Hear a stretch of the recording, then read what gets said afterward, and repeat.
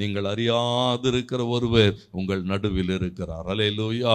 அவர் எப்படிப்பட்டவர் சொன்னார், உனக்கு விரோதமாய் எழும்புகிற எவைகளையும் பாருங்க, அது நடுவில் இராதபடி எடுத்து சிலுவையின் மேல் ஆணி அடித்து துரைத்தனங்களையும் அதிகாரங்களையும் உரிந்து கொண்டு வெளியரங்கமான கோலமாக்கி அவைகளின் மேல் சிலுவையிலே வெற்றி சிறந்திருக்கிறார்.